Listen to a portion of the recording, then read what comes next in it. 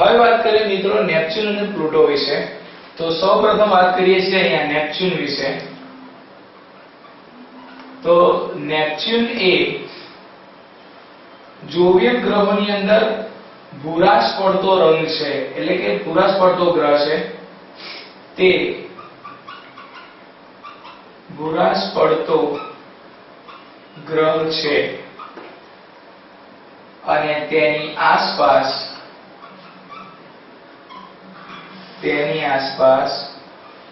4 વલયો આવેલા છે।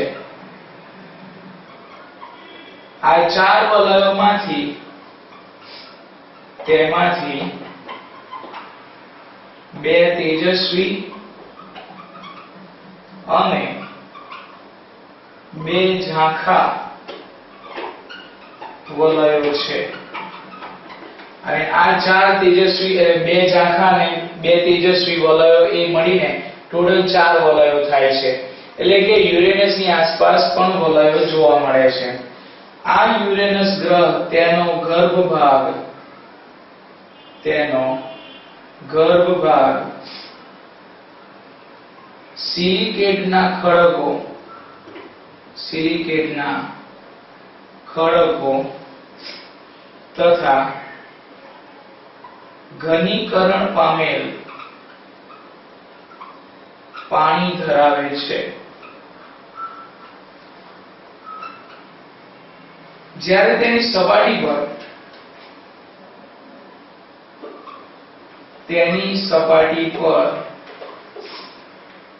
મીથેન અને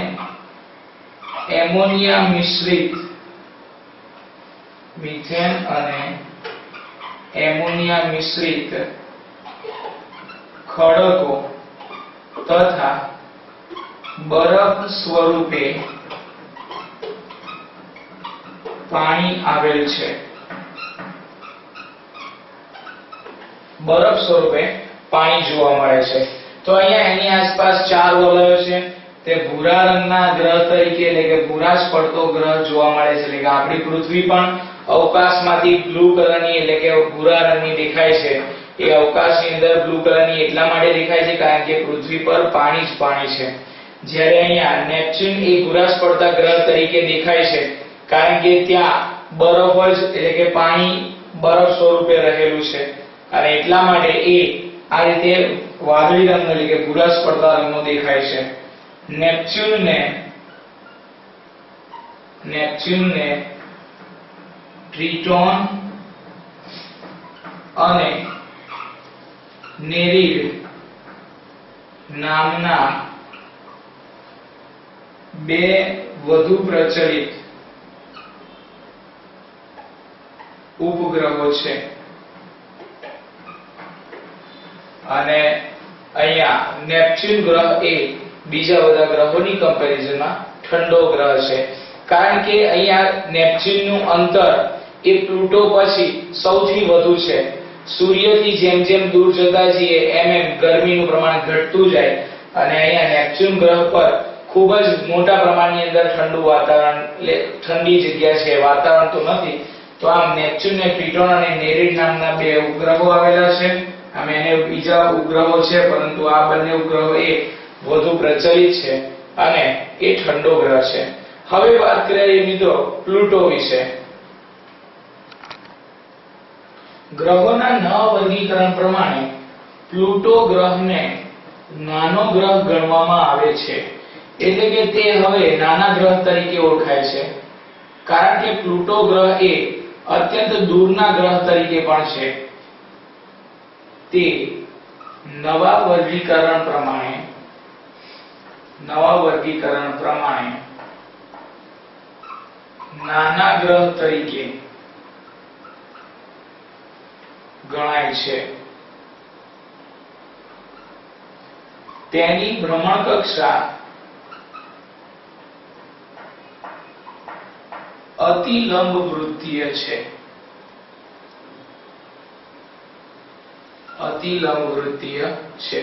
એટલે કે અહીંયા પ્લુટો ગ્રહ એ સૂર્યની આસપાસ અતિલંબવૃત્તીય કક્ષામાં પરિભ્રમણ કરે છે।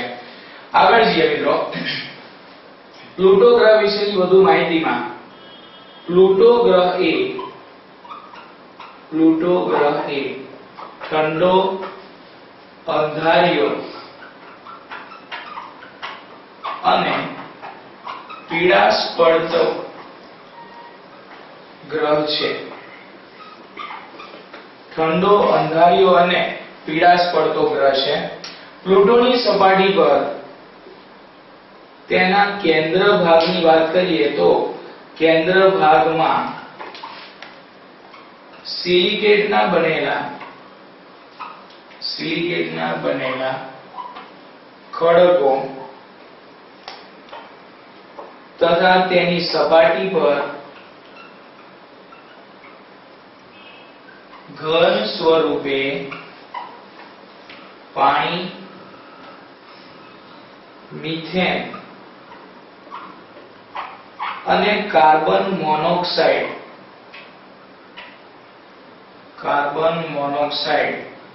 આવેલા છે તથા તેના વાતાવરણમાં તેનું વાતાવરણ મુખ્યત્વે મિથેન વાયુનું બનેલું છે.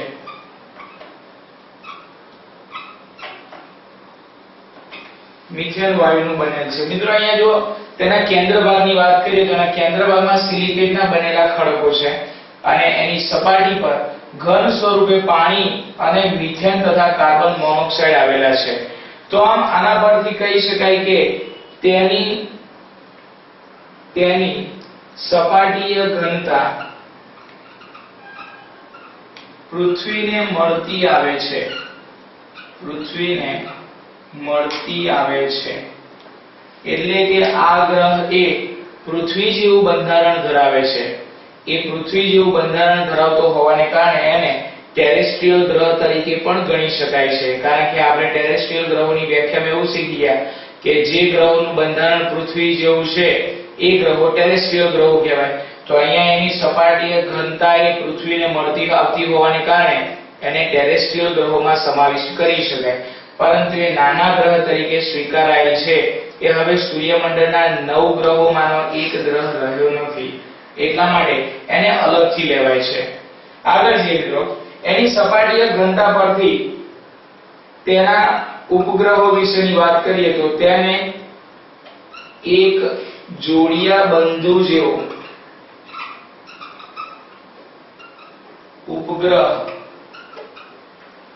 શેરોન છે અને શેરોન અને પ્લુટો બંને જોડકું રચે છે જે તેમના સામાન્ય દ્રવ્યમાન કેન્દ્રની આસપાસ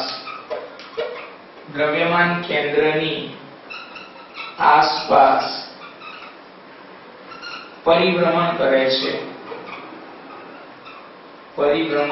છે. અહીંયા સામાન્ય દ્રવ્યમાન કેન્દ્ર એટલે બંનેની વચ્ચે રહેલી એક એવી જગ્યા કે જે એ બે વચ્ચે બરાબર અંતરે આવેલી હોય, બરાબર વચ્ચે હોય. જેમ કે અહીંયા આ કોઈ એવું બિંદુ છે કે જે એની આસપાસ રહેલા બંને ગ્રહોના બરાબર અંતરે છે. તો આ બંને ગ્રહોએ આ દ્રવ્યમાન કેન્દ્રની આસપાસ પરિભ્રમણ કરે છે. જેવી રીતે પૃથ્વીની આસપાસ ચંદ્ર ફરે છે એના કરતા તદ્દન અલગ રીતે પૃથ્વી કેન્દ્રમાં છે અને એની આસપાસ ચંદ્ર ફરે છે. જ્યારે આ બંને પ્લુટો અને શેરોન એ બંને જોડિયા બંધુ જેવો એટલા માટે લખ્યું છે કારણ કે બંને લગભગ સરખા જેવા છે અને એ બંને એક ગ્રહ અહીંયા હોય, બીજો ગ્રહ અહીંયા હોય, તો એ બંને એના કોમન દ્રવ્યમાન કેન્દ્રની આસપાસ આ રીતે જે રીતે ડમરૂ વાગે અને એની બે જે દોરી હોય એ જે રીતે ફરે છે એવી રીતે આ બંને એ સામાન્ય દ્રવ્યમાન કેન્દ્રની આસપાસ પરિભ્રમણ કરે છે. તો આ છે પ્લુટો વિશે. હવે વાત કરીએ મંગળ અને ગુરુની વચ્ચે આવેલા લઘુ ગ્રહો વિશે.